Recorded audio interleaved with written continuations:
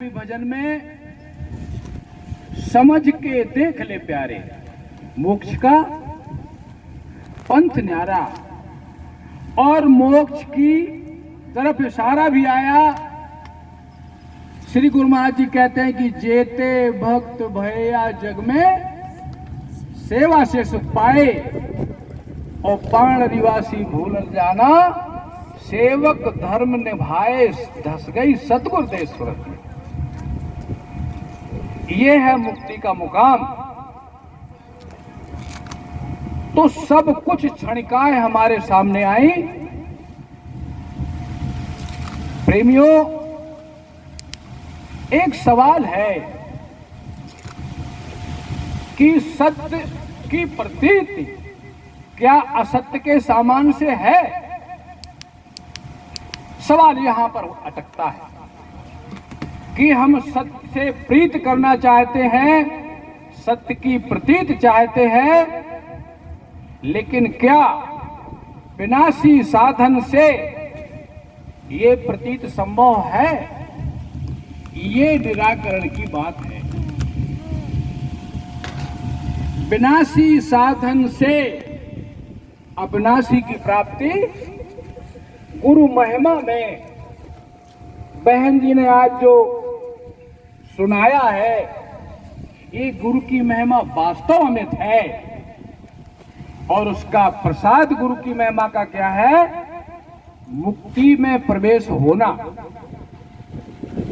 और मुक्ति का स्वरूप क्या है? धस गई सतगुरु देश, क्योंकि वो उसी देश की है।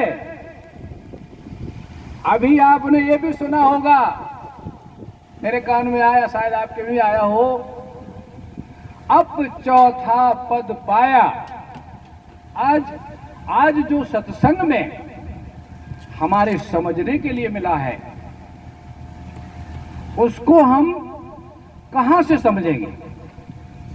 सवाल वही आता है कि अगर हम छत की ऊंचाई की प्रतीत चाहते हैं तो सीढ़ियां चढ़ना पड़ेगी। भास, अध्यात्म, अनुमान, कल्पना, ये चार मन के धर्म हैं। और आज संसार में मैं तो 100% कहूंगा, भक्ति इन्हीं के स्थान से हो रही है। भास, अध्यास, अनुमान और कल्पना, इस स्थान से भक्ति हो रही है, जो कि असंभव है। तुलसी प्रीत प्रतीत सो राम नाम जप जाग। कितने हिदायती शब्दों में हमारे महान पुरुषों ने हमारे समक्ष इस विषय को रखा है कि गुंजाइश न बचे। तुलसी प्रीत प्रतीत सो राम नाम जप जाग, किए होए विधि दाहिनो और देत अभागन। ये अभावों को भगवान बनाता है। क्या ये बात गाने की है कि हमें प्रतीत जाने की है? उनकी गण का तारण हुआ, मीरा को कठिनाई पड़ी, बयान में आई। लेकिन हमारा जो अपना सवाल है, हमारी जो समस्या है, उन महान पुरुषों की समस्या अगर उनके सामने आई है, तो क्या हमें नहीं लगता कि हमारे सामने है ये? समर समर पग धरूं और बार बार टिक जाए। और हमारे संतों ने कहा है कि जब तक सुरत सिमटे नहीं, कौन सा साधन है सुरत को समेटने का? क्योंकि सुरत चेतन है, और चेतन को साधन चेतन चाहिए। चेतन सुरत जड़ साधनों से नहीं सिमटेगी। समझ में आई बात? समझना है इस बात को, क्योंकि मन, शरीर, इंद्रिया और श्वास ये जड़ वस्तुएं हैं। ये आप तक नहीं जाएंगी क्योंकि ये आपसे संयम में है, कंट्रोल में है। इनकी अधीनता आपसे है। इसलिए जो पंथ न्यारा है उस पंथ को हमें समझना है। वो तो ठीक है कर्मकांड की बात, लेकिन न्यारा शब्द ये है, उसमें हमारी समझ में ये आता है कि हम विनाशी साधनों से, हम विनाशी साधना में लगे हैं, अविनाशी का हमें प्रतीत तक नहीं होगी। और प्रतीत कहते हैं जिसको प्रतीत हो जाती है, तो प्रतीत वाले महान पुरुषों की जीवनी भी हमने सीखी। उन्होंने कहा जब मीरा को रविदास से प्रतीत हुई तो उसका पांसा पलटा, पांसा पलट गया मेरे भाई, और हमारा पांसा दुविधा के बीच में पड़ा है। काहे के लिए चले थे? गुरु महाराज जी के पास किस लिए गए थे? मुक्ति के वास्ते पहले गए थे। पहले हम मुक्ति की इच्छा से गए थे क्योंकि जिज्ञासा और मुमुक्षा हमें वहां ले गई। ये बाद की बात है कि मुझे कुछ नहीं चाहिए, धर्म न अर्थ न काम रुचि, लेकिन पहले गए थे तब काहे के लिए गए थे? मुक्त होने के लिए। गुरु की शरण में हम इसीलिए गए थे। हमारे एक संत श्री स्वामी सुखराम दास जी ने कहा था, सावधान किया है कि संसार के लोग संसार की माया से और दुख से त्रसित होकर के गुरु की शरण में जाते हैं कि संसार की माया के थपेड़ों से बच जाए। लेकिन उन्होंने एक बात और कही थी कि संसार की माया से छूटकर जीव गुरु की शरण में जाता है और गुरु की माया से फंसता है, उसे कौन निकालेगा? तो गुरु की भी माया है। अब उन्होंने क्यों कहा? उन्होंने इसलिए कहा कि यहां भी माया का सवाल है। तो कहां के लिए निकले थे और फिर वहां पे फंस गए, क्योंकि किसी महान पुरुष के वचन अन्यथा नहीं है। तब उन्होंने कहा है कि खोजत खोजत जिन खोजा तिन पाइया, गहरे पानी बैठ। खोजेंगे कब हम?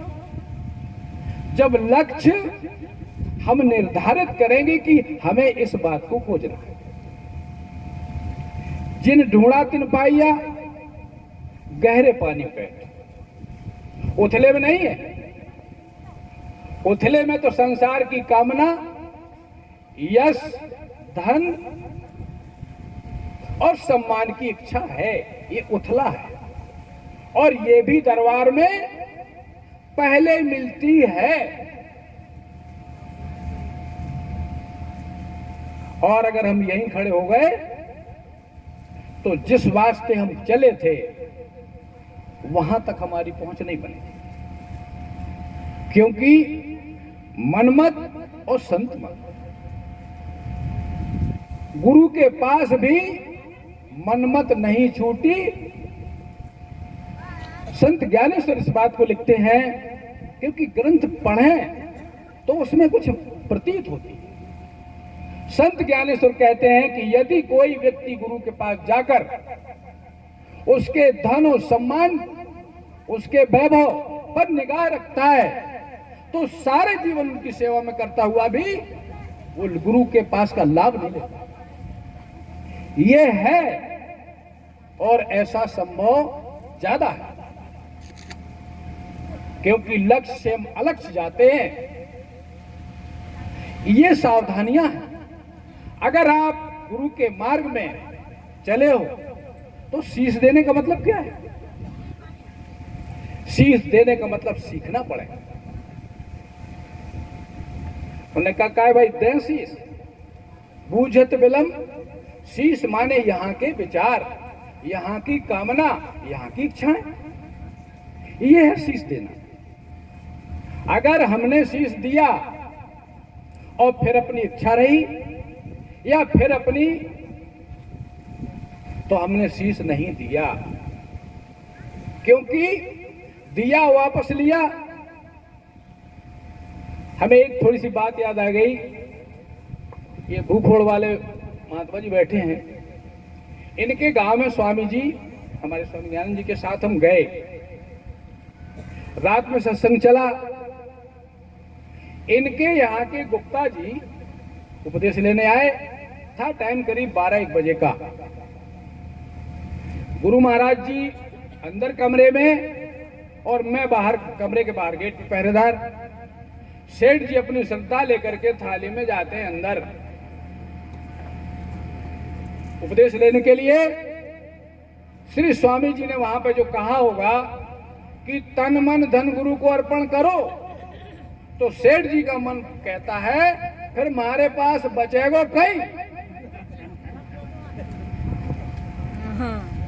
सेठ जी के मन ने इस बात को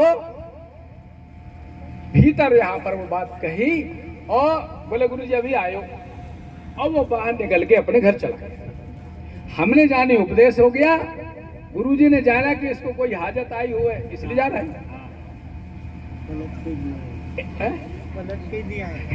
एक आधा घंटे बाद गुरुजी बोले काहे चंद्रभानु कहाँ गए? हमने को साहब, अरे बोले जो उपदेश लेने आया था। हमने साहब उपदेश नहीं हुआ तो बड़ी जोर हंसे में भीतर। बोले ना मोहन को बुलाओ। बुलाए गए तो उन्होंने कहा ये उनकी जो श्रद्धा है, इसमें कपड़े रखे हैं, बर्तन रखे हैं, ये उनके जाओ घर दे आओ। जे जाके उनके 12-1 बजे दरवाजा खटखटाते, क्योंकि इन्हें भी यही याद है सुबह के उनके घर दे आओ जाकर। दरवाजा खुला। इन्होंने कहा सेठ जी सामान ले। बोले हम गुरु महाराज जी को दे आया था। तो उन्होंने कहा ना आप दे आए थे? और गुरु महाराज जी ने कहा उनका दे आओ। तो हम तो भाई आदेश के पालक हैं, ये अपना सामान।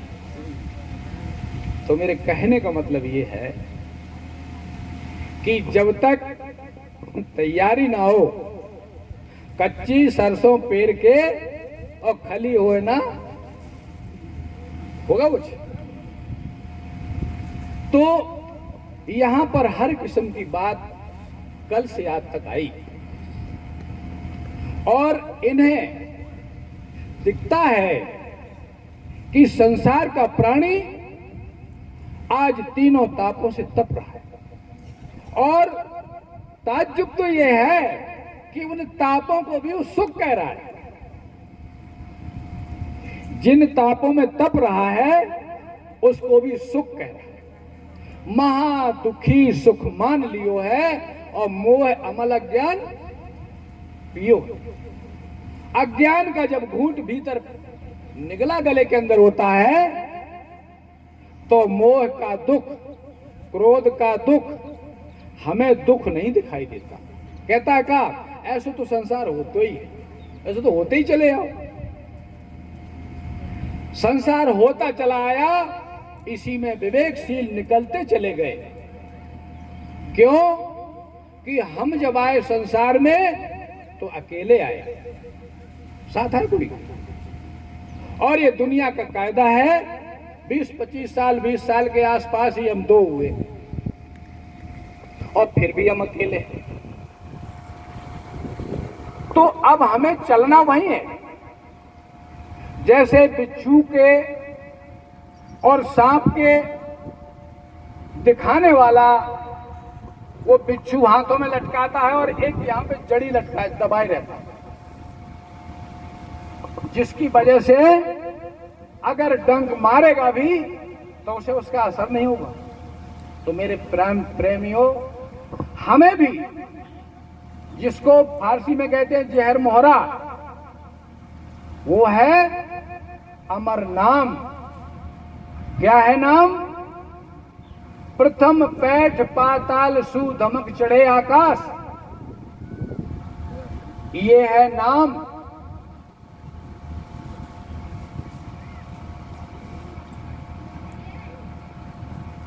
नाम उठाकर नाम से गगन माही ले जाए, और जहां हुए प्रकाशी सुख दे दिया। गगन मंडल में जाप कर, त्रिकुटी में नहीं, त्रिकुटी में तो 3 गुणों का, 3 विकारों का और 3 त्रिदोषों का संगम है। 3 गुण यहां पर हावी है, 3 दोष यहां पर हावी है। मन चित्त बुद्धि का भी ठिकाना यहीं पर है। यहां पर न ध्यान है और न भजन है। यहां तो संसार का और देखे हुए संसार का चिंतन है। आप समझ लो खूब। और इससे पीछा छुड़ाने के लिए ही गुरु के पास गए थे, और आज भी वही दशा में है। तो अपने आप को ठगो मत। ये माफ नहीं होगा। क्यों? कि गुरु अनंत है। हम जब गए वही सब कुछ नहीं। हमें यात्रा करना है, और जो गुरु को हमने शीश दे दिया और वापस फिर संसार में लाए, तो ये काम हमारा उद्धार नहीं करेगा, ये हमें दोष में डालेगा। क्योंकि वचन से मुकरते हैं। इसलिए प्रेमी बंधुओं, हमने अगर जीवन दिया है, कुछ गृहस्थी में भी है, कुछ गृहस्थी में भी नहीं है, और इन्होंने इस मार्ग पे चलना एक बड़ा लक्ष्य बनाया है। लेकिन ये लक्ष्य विकारों के, विकारी साधनाओं के, विकारी स्थान के साधनाओं से, तृप्ति स्थान से नीचे की साधना से, इंद्रियों के स्थान की साधना से हमें संसार तो मिल जाएगा, लेकिन हम मिट जाएंगे। क्यों? कि गुरु के मार्ग में चलने वाला यदि संसार की इच्छा करता है तो चौगुना मिलता है। वो क्या कहता है? गुरु की महिमा है। हम 5-6 लोग नगली गए, एक महात्मा जी परिचय के थे। लोगों ने कहा कि चलो उनके पास लेटने की जगह मिलेगी। हरिहरानंद के शिष्य थे वो। समाधि का जो बड़ा मंदिर है उसके पीछे उनकी जगह थी। वहां पर गए, एक नए महात्मा बैठे थे, क्योंकि हमने हरिहरानंद जी को भी देखा। उनकी गद्दी पे एक महात्मा आए, और परिचय वाले उनसे परिचित थे, तो वहां जाके बैठे। तो उन्होंने कहा कि भाई कल्लू था खमावते वाला, भाई कल्लू, हम पे तो गुरु की कृपा हो गई। तो हमने छोटा सा पीछे बैठे थे। हमने कहा भैया कुछ कृपा पूछ तो लो, कौन सी कृपा, थोड़ी बहुत छीट हम आपको मिल जाए। तो उन्होंने कहा कि हम गुरु महाराज जी के पास आए, 1 महीना नहीं हुआ, गुरु महाराज जी का शरीर पूरा हुआ, गद्दी हमें मिल गई। जय गुरु। जब तुम्हारे गुरु गद्दी छोड़ के चले गए तो तुम्हें कायम रहे गद्दी जब। इसलिए यहां पर अटकता है प्राण। चलता गुरु के मार्ग पे है अपने उत्थान के लिए, लेकिन गुरु की माया में अटकता है। हमारे गुरु महाराज जी कहते थे, स्वामी सुखरामदास जी, कि इससे निकलना बिरले की ताकत है। इससे निकलना बिरले की ताकत है, क्योंकि वो वहीं विश्राम मान लेता है कि यही सब कुछ है। श्री हंस जी महाराज ने, श्री महाराज जी पाणिनिवासी के जो गुरु थे, उनने ये कहा था अपने महात्माओं के विषय में, जब स्वामी जी ने सवाल किया कि साहब ये मेरे एक सवाल का जवाब नहीं दे पा रहे। सवाल क्या था कि गुरु और गुर में क्या अंतर है? गुरु और गुर में क्या अंतर है? महात्मा इसका जवाब नहीं दे पाए थे, और इसका जवाब हमें अपने अंदर ढूंढना है कि गुरु और गुर क्या अंतर है। तो जब वो महात्मा जवाब नहीं दे पाए, उनको महाराज जी ने बुलाया, हंस जी महाराज ने, और कहा कि लला, जो तुम सवाल पूछ रहे थे मेरे महात्माओं से, मैंने इन्हें दिया कुछ नहीं। क्यों? कि गुरु अपनी अमर बूटी को कहां डाल दे। आप किसी के यहां दूध लेने जाओगे और डिब्बे में आपके कुछ दूसरी चीज पड़ी होगी तो दूध वाला दूध डालेगा। तो उन्होंने कहा था कि ये सब जो मेरे पास आए हैं, ये संसार की कामना, यश, सम्मान की इच्छा लेकर मेरे पास आए और मैंने इन्हें कुछ नहीं दिया, सीधा वापस लौटा दिया। इसलिए सतगुरु सम्मुख जाए के तजे न मन के काम और आशा पर्दा के रह पावे ना हरिधाम। ये हमारे जो गुरु के मार्ग में चल पड़े हैं उन सबके लिए हिदायतें हैं कि ऐसा तो नहीं आए थे हरि भजन को और ओंटन लगे। ये सावधानियां हैं। और गुरु का मार्ग सुना होगा आपने क्या? ज्ञान का पंथ, कृपाण की धारा। अगर इस मार्ग में पैर दिया है तो बच नहीं पाएंगे, अगर हटेंगे तो कटेंगे। इतना और सुन लो, इस मार्ग में आकर हटेंगे तो कटेंगे, बचेंगे नहीं। इसलिए एक ही रास्ता बचता है कि हमें इसमें डटना है। जो हटा सो कटा और जो डटा सो डटा। मैंने कोई आपके सामने कोई आदेश नहीं रखा। मैंने जो सीखने की कोशिश की है उन थोड़ी सी बातों को रखा है और सबको इस पर ध्यान देना चाहिए। एक भजन सुन लो।